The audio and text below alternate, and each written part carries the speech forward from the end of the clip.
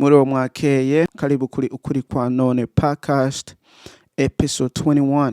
Akazina banyitwanije imbere Diodone uri mushasha ntubagire kugira subscribe, arubwa kabiri ugaruce ugire share, arubwa gatatu ntubagire commentinga, nyuma ushire ivyitegererezo ngaho hasi. Kubera no munsi ndabazaniye ibintu vyiza bishasha, inkuru z'ubumenyi twese dushobora kungukirako. Hari ushobora kuba ubizi, utashoboye kuba utabizi, urumva uvyumviye ngaha n'ubwa mbere ni vyiza. Rero ikintu ca mbere tuza kuyaga ko ni ibintu ndabonye biriko birabera mu gihugu c'u Rwanda. Paul Kagame yagiye guha aho kwereka intege urwaruka ruri muri program yitwa First Lego League. Hanyuma iyindi nkuru za kuyaga ko nijanye na inkuru nyiza cyane shasha naje yamvumbuye yuko Uburusiya bwerekanye ibintu bishasha burya ngo tuwaruzi yuko Yesu yirabura aho yahoze yirabura. Urumva nako turaza kwayaga kwa nyuma cengaruka ino aha dutuye muri Amerika. Ni ibintu vyamyeho mugani biza biraza bigaruka ko bagomba kwirukana aho kugura TikTok. Urumva abantu b'abanyamerika bamwe bariko barasara badasara sinzi ayasa makuru ukuntu kuri kwa none episode 21 hatinze hinge dutangure.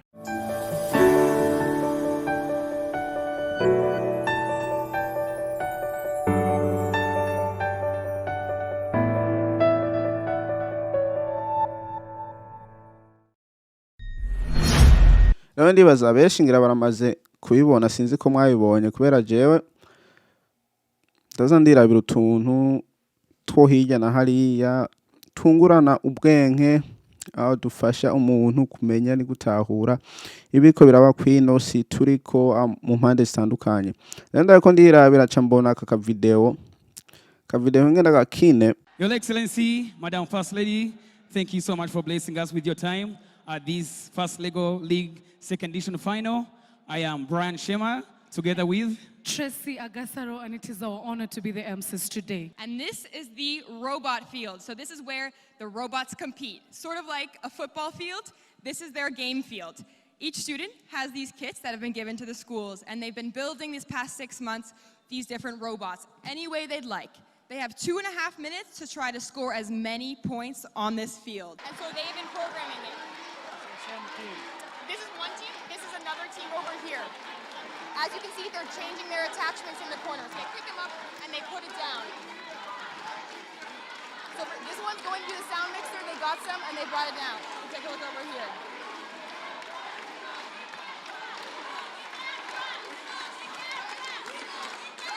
Ako ka video kereka Paul Kagame president wa Rwanda ari kumwe n'urwaruka ruriko rurereka aho ruriko ruragira challenge ijanye ni utwubatsi aho imyubatsi bagize iyo twuma ivyuma bariko barahiganwa. Ivyo vyuma cyane bifasha aho ibyo bintu bakoze cyane bifasha abana kuba bashobora gukora hamwe bakungurana ubumenyi, kuba bashobora kumenya ngene bashobora kwishura ibibazo bimwe bagenda barahura mu buzima aho mu bintu byavyo byose baba bariko barakora. Rero ibintu biwongeza ubwenge mu bintu bijanye na engineering, gufasha kubaka ubwenge, kubaka iterambere mu gwaruka. Je ni ikintu nkunda kandi ikintu nkunda hose mu bihugu byose, yaba gwaruka goshobora aho abantu bari hejuru bagafasha ugwaruka rukatera imbere, rukamenya ingene rushobora kwishura ibibazo bimwe tugenda turacamo mwinose, kubera ugwaruka nigwo kazoza kejo. Rero kazoza kejo atana kimwe uriko urarufasha, urumva iterambere ry'igihugu ry'abantu litera rimanuka.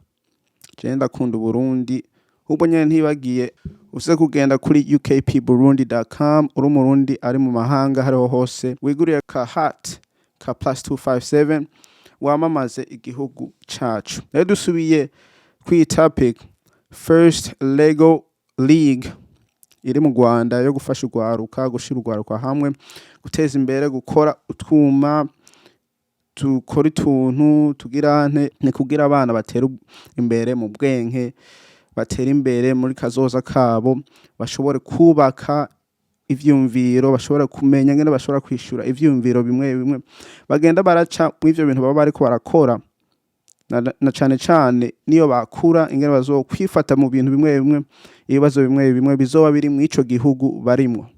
Nyamba ari kugira engineer, urumva ntazobura na babiri batatu bane bazova mw'uwo mugwi, ugasanga nibone bagiye kubaka igihugu. Na cane cane jewe burya sinda nk'umuntu ntamuzi, mugane ntibica bivuga ngo ati ndamukunda, je ndikundira iwacu Uburundi. Sinzi ko ayo ma program yoba ariho, atariho urumva n'ibintu abantu bakwiye gushiraho, hanyuma bakungura ubwenge ugwaruka, kubera ugwaruka nigwo kazoza kejo nkuko ndabivuze. Ibintu sindabitindaho, uza kugenda kuraba iyo ntuzenye video wige ko vyinshi ko n'ukuri kwanone gushobora gufasha abantu benshi bariko baragomba gufasha ugwaruka mu buryo bwaribwo bwose. Ego kubera burya kubaka ubwenge bw'umwana ni kubaka akazoza kawe igihe utazoba ushobora gukora ivyo utakoze. Hanyuma topic ya kabiri na jewe yantangaje, kubera burya je ndahoze nzi yuko Yesu ari umuntu afise akayobe w'umuzungu, kubera ndebuka muri Afrika barigeze gutwereka ifilm ya Yesu, sinema ya Yesu, hari umuzungu nyine batwereka ubuzima bwiwe, amagorwa yaciyemwo, ko nuko tubona n'umuzungu, abarimo bari umuzungu, mugana ndarabonye umwirabure umwe ndarabonye umwirabure umwe mw'iyo film, mw'iyo sinema yose. Nubu ugomba kugana kuyiraba uzobona mungira umwirabura umwe mw'iyo sinema. Rero keshi ugwaruka umuntu wari wese yibereye muri Afrika, au naho aba muri Afrika mu bihugu vyavyo byose bazi yuko Yesu ari umuntu w'umuzungu ifitiye akayobe.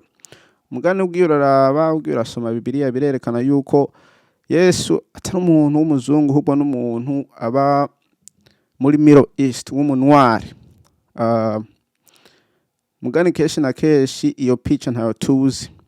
Rero ibintu vyavumbuce muri Russia ngo icons na mapicha berekanye yuko abantu benshi bagaciro, abantu benshi bagiye baravuga ngira ubutumwa, abantu benshi bari muri Bibiliya, abantu benshi nahatabare abantu benshi, kubera ndabonye berekana na Michael, umumarayika mukuru w'abasoda aho w'igisoda cyo mwijuru, berekanye isura yabo ko ari isura yirabura, isura ya brown, isura abantu benshi batari bamenyereye babona, ikurikirana nuko Yesu yoba yarasa, aho ngene Yesu yoba yarafise ishusho ry'umuntu yirabura, usanga ngira yari yirabura sinzi.